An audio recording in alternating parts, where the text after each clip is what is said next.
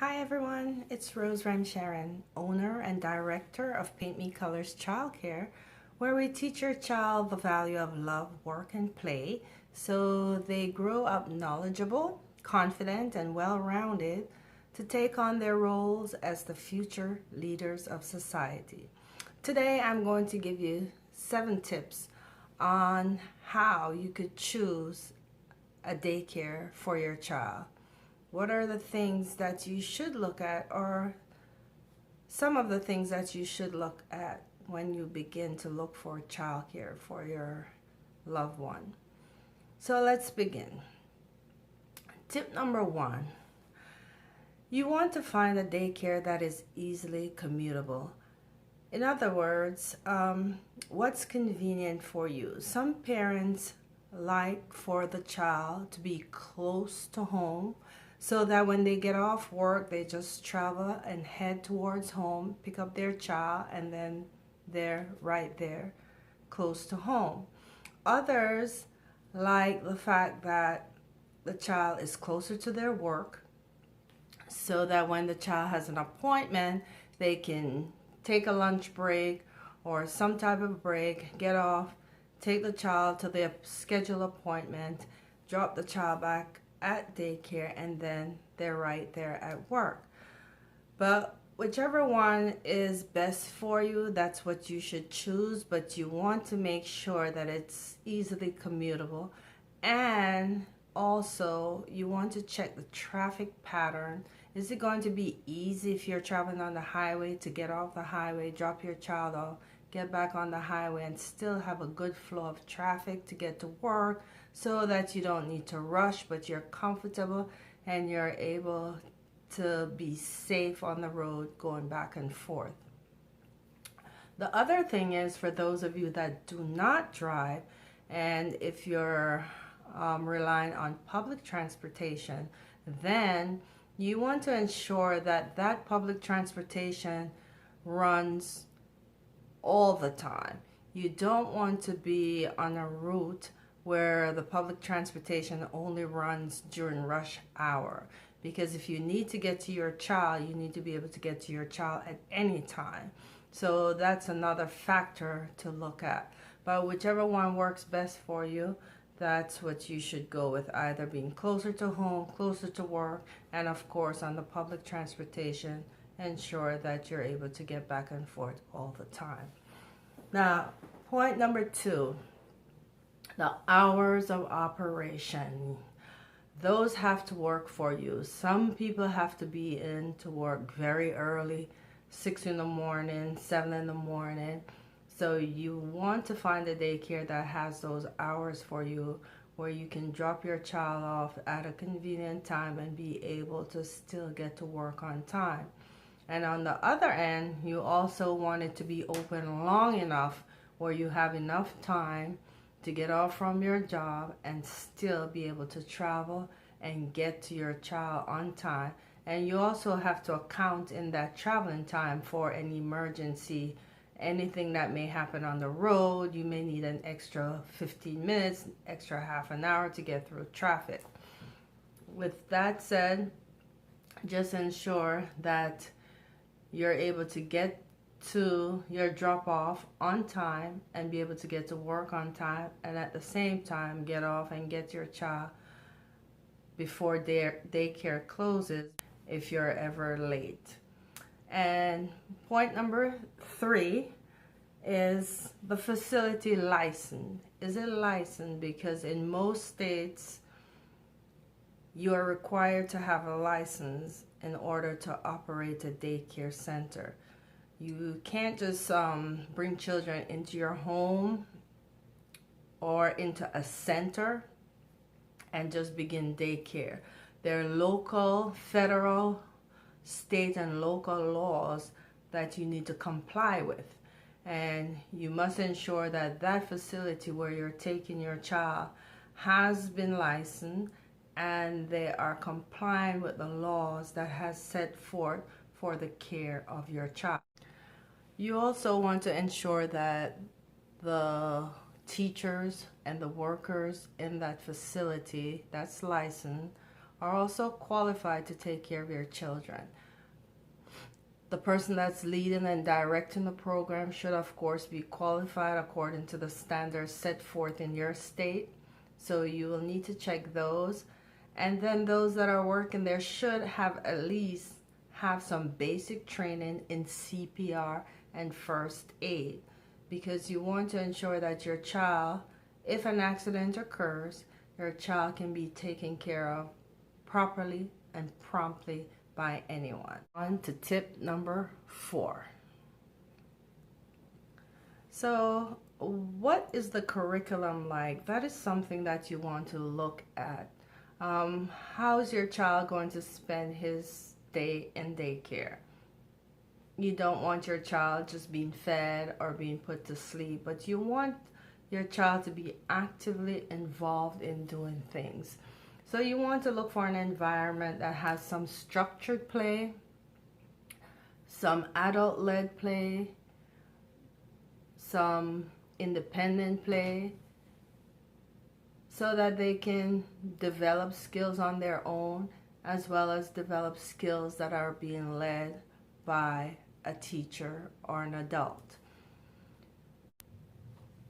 The younger children in that facility, they should have enough to do that's going to help them to develop their fine motor skills, being able to work the fingers, holding their bottles, food, or working on their gross motor skills when they start to crawl or they start to walk. There should be different types of things that are there to help them to develop both the fine and the gross motor skills. Now, for the older toddlers, you do want to have some type of structured learning where they're exploring math and numbers or exploring the natural environment. Of course, you want them to have books read to them. You want stories to be told to them. So tip number 5. You want to ensure that there's enough equipment and enough space for your child to be able to run and play. There should be enough equipment indoors. If the child is going to play indoor, there should be enough space for him or her to move around, along with the amount of other kids that are also in the facility. You also want to check to make sure your child will be taken outdoor at least once a day. It's important for children to go outside at least once a day to be able to run and to stretch, and also to be able to soak up a little bit of vitamin D from the sun. So that's another important point. Ensure that there's equipment for your child to play on indoor, enough equipment to play on outdoor, and also that your child will be taken outdoor at least once a day. Now, I know when it's very cold or very hot, most parents do not want their child outside. But with that said, in general, there should be a part of the curriculum that involves some outdoor play.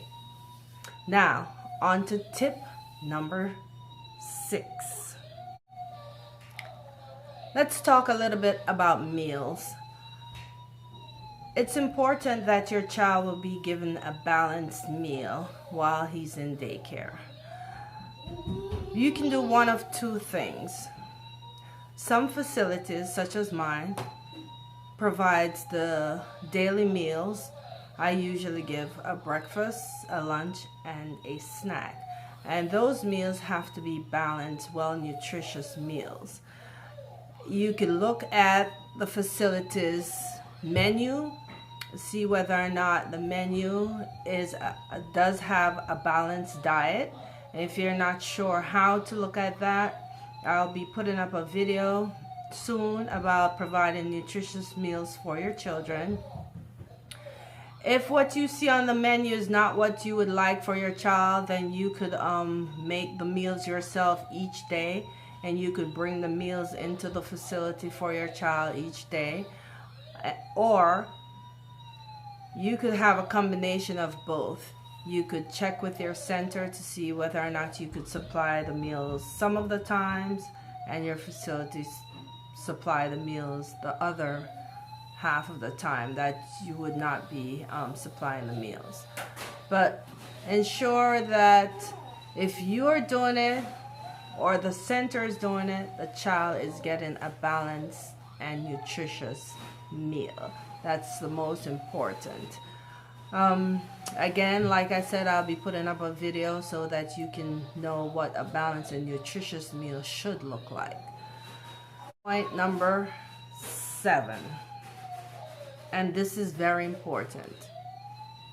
Some parents never check to see what the discipline policy is like in a facility, and there's been lots of horror stories on and off on the news. So don't be afraid to ask, well, as my child is growing and developing and he needs to be disciplined, what is your discipline policy? Of course, you should get that in writing, what the discipline policy is, and it should be a policy that complies with, again, federal, state, and local laws. There should not be any physical abuse. There should not be any yelling. There should not be any shaming. There should not be any taking away of meals as a punishment. But a discipline can be something as an alternative play. For example, if you're having group play and a child chooses not to play in that group play, you could give them alternative play where they're playing alone by themselves, or just give them a space where they could sit and calm down until they're ready to join the group. Or if it's an individual play and the child is just having a moment, then provide a space for him where he could sit and either read a book or do an activity that he enjoys by himself, or just basically just sitting and waiting until he calms down. That usually works for me in my center.